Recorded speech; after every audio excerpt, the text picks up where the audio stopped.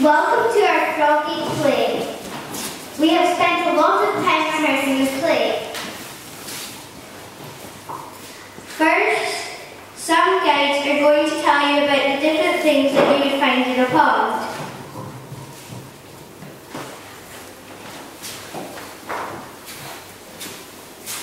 Common frogs grow about 9 centimetres and can break through its skin. Hibernates in rotting leaves and mud. Dark patches behind its eyes and long striped black legs. Froglets are frogs recently developed from tadpoles. Tadpoles are baby frogs. Their tails are absorbed into their body. Toads live for about 10 to 12 years before crawling to jumping, warty skin and golden eyes, lay strings of sporin wrapped around upon plants. Palmate newt, small slender body with lungs, lives on land but returns to water to breed. Bright green, sweet skin with stripes and waterfalls. We hope you enjoy Frankie's Big Adventure.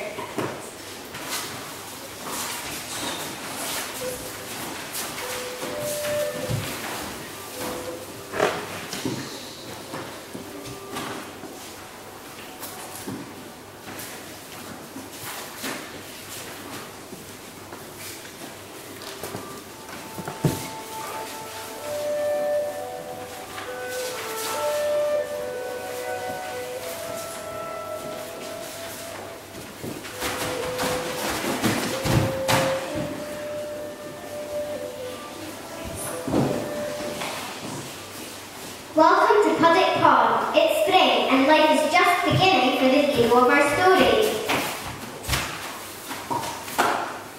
Thank you. That was quite a metamorphosis. I hardly recognize it. You're right. What do you think we should do now?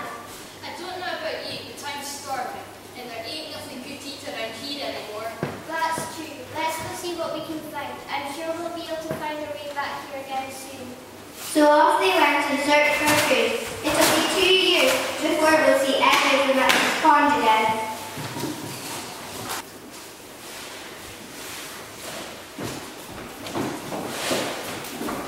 It's been 2 years and our hero Frankie has returned to her pond. Hello, Puddock Pond. It's been such a long time and I've missed you. Can't wait to see if my old friends, brothers and sisters have made it back yet. Frankie hops off around the banks of the pond, searching for a familiar face, but alas, there's nobody to be found. There doesn't seem to be anybody here yet. Maybe they're in the pond. I'll quick dip and take a look. Into the pond she goes, but little does she know that not all of his... But little does she know as not all of it as it was is in Puddock Pond.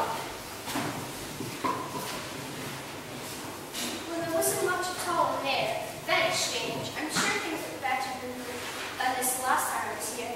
As Frankie sat pondering, she started to feel a prickling sensation all over her body. Ooh, this feels funny. Ouch! It's starting to get a bit sore. What shall I do? Help! As Frankie was starting to really panic, dark clouds were starting to form overhead. Suddenly, the heaven opened and down came the rain. Oh dear. Hang on a minute. It's starting to get better. Thank goodness for that cloud. I wonder what that could have been. As Frankie peered back into the water, it dawned on her that there was something very wrong with their beloved pond. She hopped off around the banks to find out what might be the problem. Well, I don't know what this is, but it doesn't smell nice. Yuck! I can feel my skin starting to prickle again. I'm out of here. So off she went in search of pasture new.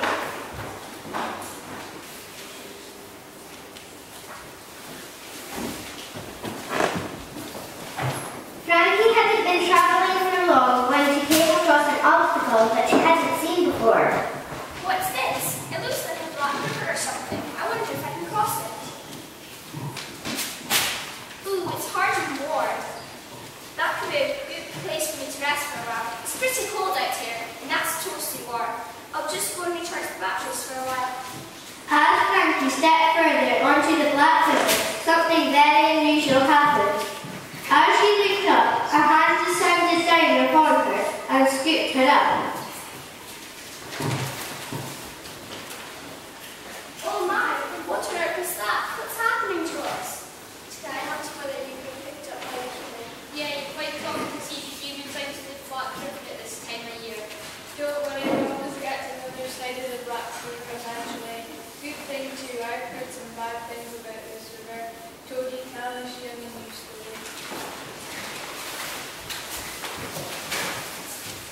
It was a long time ago. The humans hadn't started coming to the Black River at that time. It was my first year of trying to get back to the pond that I grew up in. A beautiful pond it was, so full of life, and some beautiful lady toads there too. Anyway, as I was saying, I had just reached the Black River and had started to cross. Oh, it was so warm. I thought I would settle down, just for a short while, you understand. Just as I was getting comfy, I thought I spotted Delia, one of the toads from my youth. A beautiful toad she was, splendid skin and lovely golden eyes. I thought I would go over and say hi, and see if she wanted to travel to the pond together. So I crawled over, and oh, what a terrible sight. Poor Delia. I didn't know what had happened to her, but I knew it was something awful. She'd been squashed. I was so upset, but I knew there was nothing I could do for her. So I crawled towards the other side of the Black River. But as I went, I saw more and more squashed toads and even some frogs and newts. I crawled faster, but then I heard a rumbling noise and the ground started to shake. I hunkered down and tried to make myself as small as possible, but the lights kept coming faster and faster until they were passing over me. I thought I was going to die, but they missed me by millimeters. Luckily, I almost reached the other side of the Black River and crawled onto the lovely safe grass. I made it back to my pond that night, but I'll never forget those squashy wheels. I have to cross the Black River again every year, but I never seem to get far without being scooped up by one of those humans. It suits me fine as well, especially now that I'm so old. Trust me, young'un, you may be scared now, but you're lucky you didn't have to go through what I did. Just as the old toad stopped talking, Frankie saw the hand come into the bucket again. She was very scared, but she sat tight and waited. The hand lifted her out of the bucket and she saw the Black River below. Then the hand lowered her down into the grass and she sat there blinking. Good luck, little frog. Safe travels.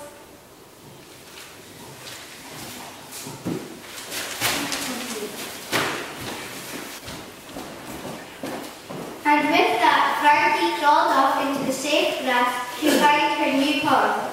She followed her nose and later that evening, she stumbled across something very special. Frankie, you've made it. You're up into the pond. Oh, Emily, it's so good to see you. I can't tell you how stayed the past couple of days with me. Well, there's no need to worry about that now. At least this pond is lovely. Come on, there's somebody I'd like you to meet. And off they hopped into Oasis Pond, where they lived happily ever after. The end.